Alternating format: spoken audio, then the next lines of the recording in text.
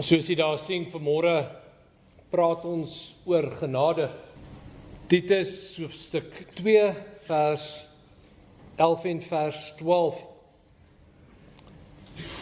Die genade van God wat verlossing bring, het immers aan alle mense verskyn. Is dit nie 'n wonderlike boodskap nie?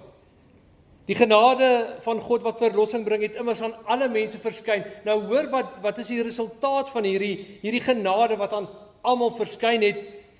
Dit voed ons op om die goddelose leefwyse en die wêreldse begeerlikhede te laat vaar en met selfbeheersing, opregtheid en godsvrug in die teenwoordige wêreld te lewe. Nogal 'n mond vol oor genade en dit is juis waarna ons vanmôre gaan kyk, die proses van genade en hoe werk genade en wat is my aandeel in genade en in God se werking met my lewe. So ons gaan kyk na 3 aspekte van genade. Onthou net, hulle het ons so geleer op universiteit, daar moet altyd 3 punte oor alles wees. So daar's 'n paar 3 punte vandag. Ek wil net weer teruggaan na my opleiding en dit net reg doen, sodat ons as gereformeerde kerk dit reg kan doen. Maar daar is regtig 3 aspekte en dan is daar 2 ander punte met 3 punte elk. Maar dit werk uit. Dis nie dat ek hom gesny het of opgeblaas het sodat ons 3 moet hê nie. Maar kom ons gaan kyk na hierdie aspekte van genade. 3 aspekte van genade en die eerste een is die genade van God wat verlossing bring, het immers aan alle mense verskyn. Die fokus is die genade van God wat verlossing bring. En dit is ons heel eerste beginpunt by genade. Gaan genade oor my verlossing? En ek wil vanmôre 'n eerlike vraag vra. En ek wil jou uitdaag en ek gaan nou nie vra dat jy die antwoord vir my gee nie, maar in jou belewenis, in jou gedagtes, in jou verhouding met God, is daar enige ander manier waardeur verlossing na jou kant toe kom? Kan jy aan enige ander manier dink hoe jy jou verlossing kan bewerk? Hoe jy toegang tot die hemel kan kry? Hoe jy die ewige lewe in die teenwoordigheid van die lewende God kan ontvang? Is daar enige ander manier? Wat dink jy? Is daar? Is dit nie van, ek moet ten minste soos 'n goeie mens lewe. Ek moet die regte dinge doen, ek moet die regte woorde gebruik, ek moet reg lewe. Help dit nie as ek in 'n Christenhuis groot geword het nie. Is dit nie dan deel van my verlossing nie? Die realiteit en dit is hartseer, maar dit is die realiteit. En dit is nie dat ons moet sleg voel hieroor nie, dit is net die werklikheid en dit dring ons gedagtes in 'n rigting in. Dit help ons om die waarheid te sien. Die realiteit is ons verdien nie om verlos te word nie. Punt. Ons verdien nie om aan God te behoort nie. Ons verdien nie om sy kinders te wees nie. Ons kan dit nie verdien nie. Daar's 2 verse wat ek graag wil voorhou. Die eerste een is uit Efesiërs 2 vers 1. Julle was dood as gevolg van julle oortredings en van julle sonde. Julle was dood. Dit is ons realiteit. Nou kan 'n dooie mens homself opwek. Kan 'n dooie mens homself weer lewend maak? Nee, dit is onmoontlik. En dit is hoe onmoontlik dit is dat ek verantwoordelik kan wees vir my eie verlossing. Julle was dood. Hoekom? As gevolg van julle oortredings en van julle sondes. Een sonde, een keer in jou lewe, is goed genoeg om jou die ewige dood as uitkoms te bring. Een sonde. Julle was dood as gevolg van julle oortredings en julle sonde. Nou dit is nie 'n mooi prentjie nie, dis 'n donker prentjie, maar dan gaan ons na vers 5 toe en sien hoe word die genade beskryf deur sy groot liefde. Let op, deur sy groot liefde het hy ons wat dood was, ons is dood as gevolg van ons sonde, ons wat dood was as gevolg van ons oortredings, saam met Christus lewend gemaak. Hy het ons lewend gemaak. Hy het ons gered. Hy gee vir ons die lewe. En dan die opsomming van dit alles. Uit genade is julle gered. Uit genade word jy vrygemaak. Uit genade ontvang jy die ewige lewe. Uit genade word jou sonde van jou af weggeneem. Oorwin jy die dood. Is die oordeel weg. Uit genade het jy 'n ewige plek in die teenwoordigheid van die lewende God. Uit genade word ons gered. Sonder genade geen verlossing. Met genade die ewige lewe. God by ons, Immanuel. Die lig wat in ons lewens ingekom het, ons is nuut gemaak. En dit is die realiteit van genade.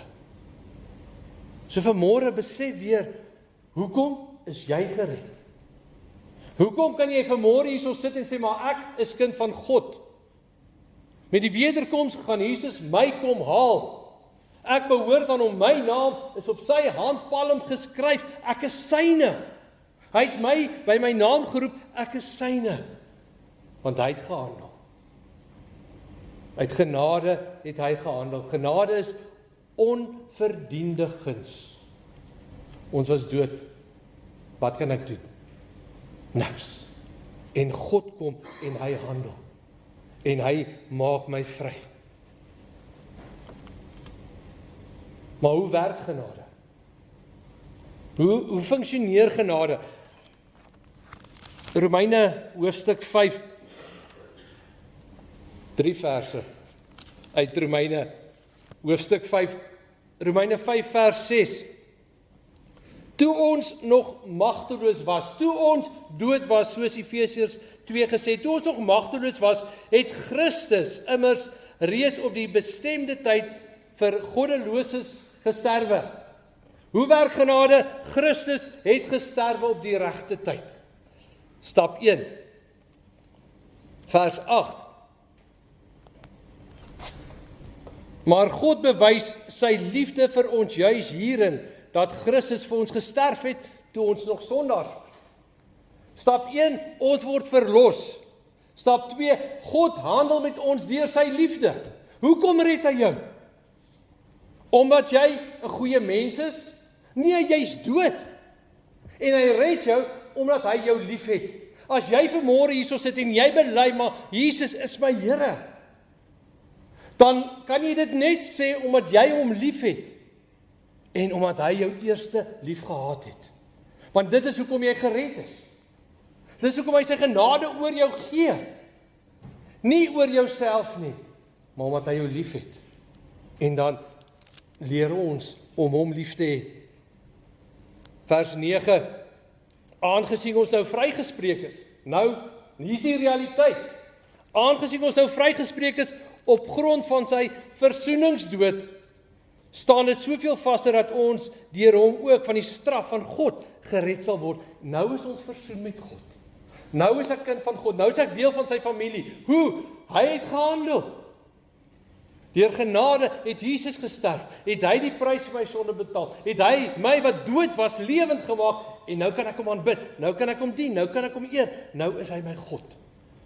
En ek ken hom, en soos ons gelees het, ek het hom lief met my hele hart, met my hele verstand, met al my krag, my hele siel, met alles in my.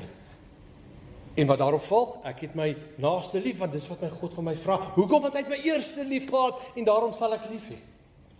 Uit genade is ons gered. Maar dit is nie die einde van genade nie. Ons kom nou eers by ons teksvers uit. Die genade is die eerste tree, dit is ons verlossing. Dit is daai versoening wat plaasvind by sonde en die oordeel van my sonde word van my af weggeneem. Ek word kind van God, omdat hy my lief het, is ek sy kind, en vanuit daai realiteit is ek 'n Christen. Nou, wat gebeur verder met genade? Is dit waar genade ophou? Kom ons lees Titus 2 vers 12 weer. Dit wys terug na die genade, onthou vers 11. Die genade het aangebreek. Nou die genade voed ons op om die goddelose leefwyse en wêreldse begeerlikhede te laat vaar. Wat doen genade verder? Nou is ek gered.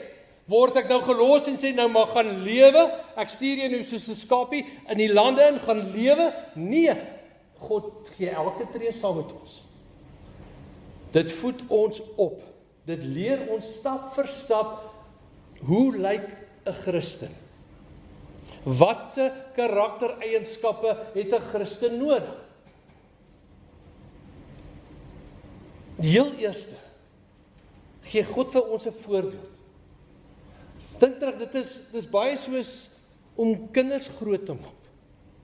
Hulle is klein en hulle kyk na jou en jy moet hulle nou, jy moet hulle voorberei vir die lewe. Jy moet in hulle lewens inbou sodat hulle volwasse jong mense kan word, sodat hulle kan gaan leef. En die grootste ding wat enige ouer later besef, is die impak van die voorbeeld wat jy stel. As jy gaan sit en jy vat die vurk en jy sit hom in jou sak, na rukkie doen jou kinders ook dit. Hulle weet nie hoekom nie. Maar my pa doen dit, my ma doen dit, dan moet ek dit seker ook maar doen. Die impak van die voorbeeld. En so kom God na ons toe. Nou onthou, nou is ek gered. Ek is versoen met God en nou begin God met my werk deur genade, want hy wys vir my wie hy is. Wat is die Bybel? Die Bybel is die spesiale openbaring van God.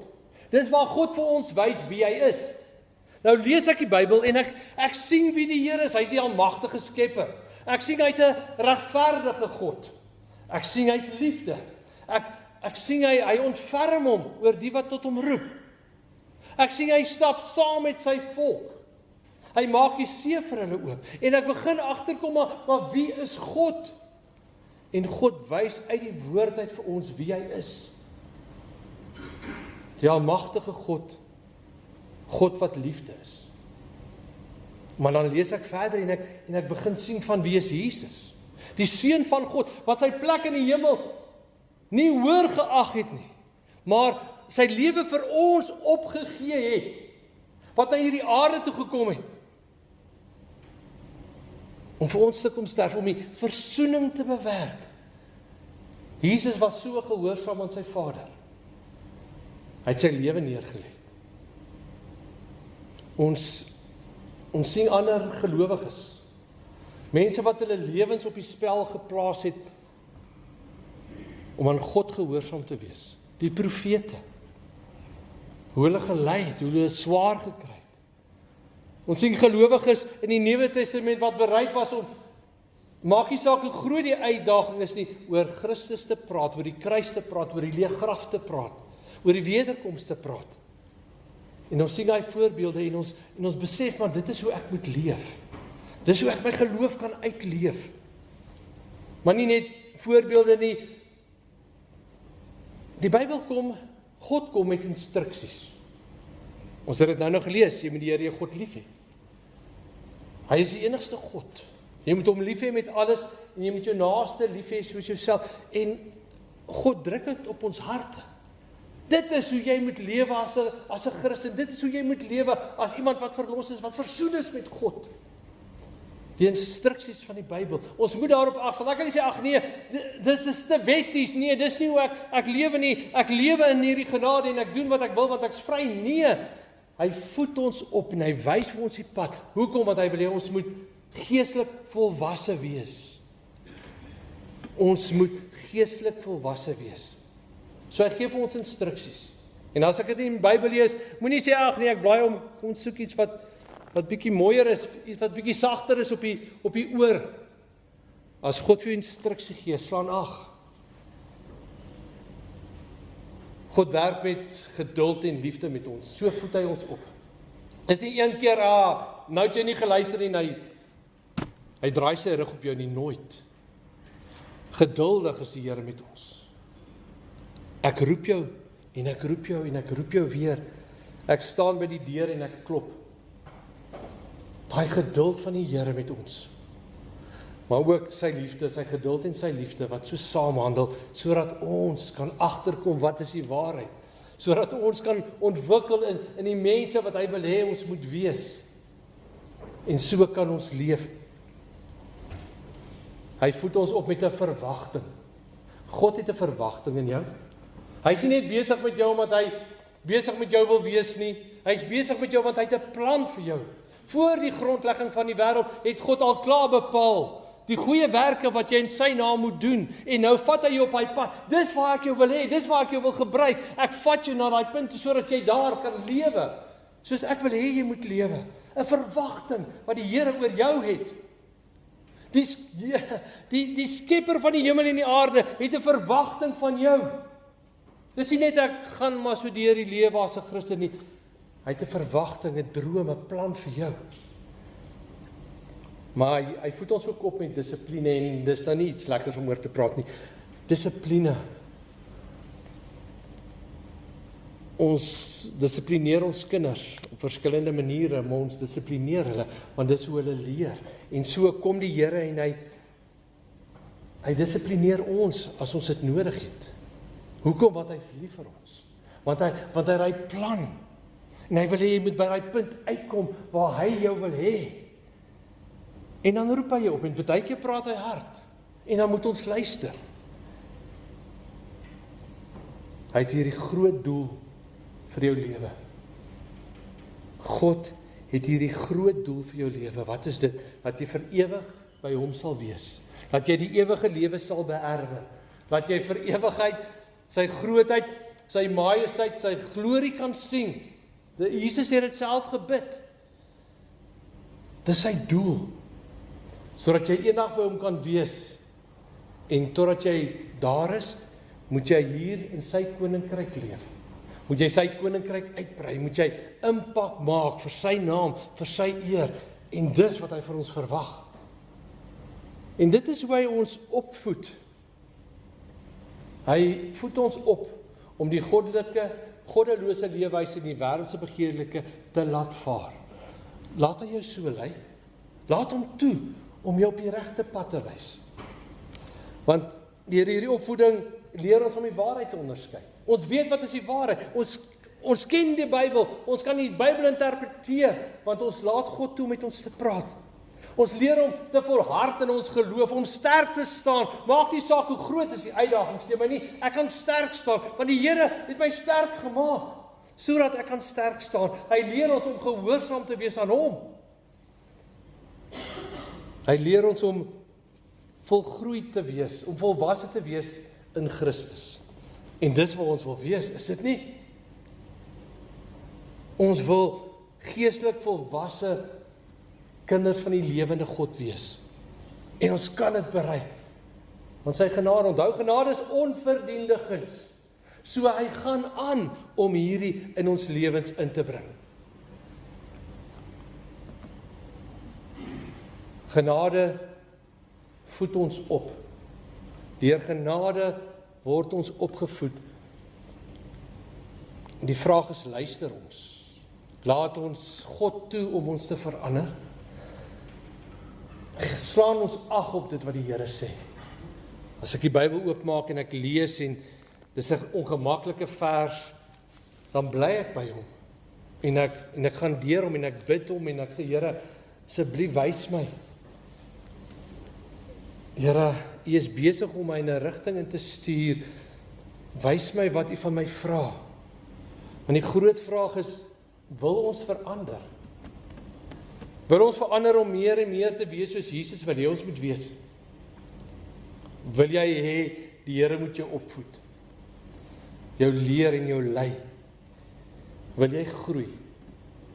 Sy genade, daai onverdiende guns, skenk hy ons, sodat hy ons kan opvoed, sodat ons kan groei. aan die laaste punt, genade bemagtig ons. Eers red genade ons, dan voed genade ons op, en nou bemagtig genade ons om hierdie lewe wat ons nou het, hierdie lewe waarvoor ons voorberei is, nou kan ons dit gaan leef. Nou kan ek elke dag in hierdie wêreld instap, ek is gereed. Ek is gereed om te lewe soos God wil hê ek moet lewe. Ek is gereed om hierdie wêreld te verander, om in sy koninkryk te werk. Ek lewe vir die ewigheid, ek lewe daarvoor, maar terwyl ek hier op die aarde is, Here, lewe ek vir U, soos U wil hê ek moet lewe. Genade stel ons in staat om reg te lewe. Die tweede deel van vers 12 en dit is die genade en met selfbeheersing, opregtheid en godsvrug in die teenwoordige wêreld te lewe. Dis die resultaat van hierdie bemagtiging wat ons by God kry. Dat hy ons so toerus, dat hy vir ons al die tools gee, sodat ons so kan lewe, selfbeheersing, opregtheid, in godsvrug, dat ons so kan lewe. Net een sprong terug na die eerste vraag, hoe word ons gered? Wat kan ons doen om gered te word? Kan ons sonder genade gered word? En die antwoord was, nee. Ek wil daai selfde vraag nou ook vra. Kan ek reg lewe? Kan ek lewe volgens God se wil deur my eie krag? Kan ek lewe soos God wil hê sonder genade? En die antwoord is weer eens nee. Ek kan nie. En daarom moet ons vandag die grootheid van dit besef. Hierdie grootheid van deur sy onverdiende genade gee hy vir my elke dag wat ek nodig het om 'n lewe van oorwinning te gaan leef. Elke liewe dag kry ek dit. Nou daar's drie. Daar's 3 kragte wat op ons inwerk op 'n daaglikse basis. Wat ons help om daai tweede deel van daai vers 'n realiteit te maak. En die eerste een is sy liefde. Nou ons weet liefde is 'n kragtige beginsel. Liefde is kragtig, dit verander ons. Dit verander jou kop. Dink nou net aan gewone liefde tussen mense. Dit maak jou anders te dink, dit maak jou anders te kyk na die toekoms. So die eerste krag wat op ons inwerk daagliks is God se liefde, die feit dat God jou liefhet. 'n ewige liefde, 'n liefde sonder grense. Die eerste krag, liefde. Die tweede krag is die woord, die waarheid. God se woord is kragtig. Die Bybel sê dit self. Die woord van God is kragtig, dis soos 'n tweesnydende swaard. Dit sny in. So laat die woord toe om met jou te praat. Laat die woord toe om jou toe te rus vir die dag wat voorlê. Laat God se woord jou toerus, sodat jy kan gaan lewe in selfbeheersing, in opregtheid, en 'n lewe van godsvrug in hierdie wêreld nou vandag. Sy liefde, sy woord, en die derde krag is die Heilige Gees. Die Heilige Gees wat kragtig in ons werk. Die Heilige Gees wat met ons praat, wat ons oproep, wat ons herinner, wat ons beskerm. En so word ons toegerus om elke dag te lewe volgens God se wil. In hierdie wêreld 'n Christelike lewe te lei, 'n suksesvolle Christelike lewe te lei, deur die genade van God. En so kan ons. Hoe lyk 'n Christelike lewe? Eerstens teenoor jouself. Daai stilte tyd saam met die Here. Daai gedagte voordat jy slaap is, dan's daar niemand anders nie, dis net ek en die Here. 'n heilige lewe voor God. 'n sterk verhouding met God. Hoe moet jou lewe lyk? Jy moet lewe volgens die wil van God. Met sonde moet ons breek. Ons het gesê, as ons sondes bely, hy vergewe ons, hy reinig ons. Hy maak ons nuut. My verhouding met God. Ek lewe heilig voor hom. My verhouding met myself, ek sondig nie meer nie. Ek lewe volgens God se standaard. Ek lê klem op die opvoeding wat hy my bring. Ek lê klem op die bemagtiging wat hy my gee. Ek vat dit by hom, ek maak dit my eie, sodat ek daardeur kan leef. En dan die laaste een, my verhouding teenoor die wêreld, teenoor ander. Dat ons kan lewe, 'n Christelike lewe in hierdie wêreld vandag, vanuit my verhouding met God, vanuit my verhouding met myself, waar ek reg lewe voor God, waar ek hom eers stel, en dan hoe ek gaan reg lewe in hierdie wêreld, vir sy koninkryk, vir sy eer, vir sy majesteit. En so lewe ons. So lewe ons as Christene, as vrygekooptes, as die wat verlos is, die wat nie meer dood is nie, maar die wat weer lewe, die wat 'n ewige verwagting het, wat God se glorie en sy majesteit, sy teenwoordigheid gaan beleef, 100%, want ons is gered uit genade. Ons word geleer in genade. En ons word bemagtig deur genade. En so het genade 'n impak op elke aspek van ons lewe. En so kan ons leef. Onthou net, genade, onverdiende guns. Dis God se handeling op ons. Ons moet ontvang. En ons reaksie is om nou te gaan lewe, soos hy wil hê ons moet lewe. Jy's gered uit genade. Jy word geleer, jy word opgevoed in genade. En dan word jy elke dag bemagtig deur genade, sodat jy kan lewe. En so lewe ons. Mag dit waar wees van jou. So lewe jy deur genade. Want dit is wat God vir jou gee. Want hy is lief vir jou. Amen. Kom ons bid saam.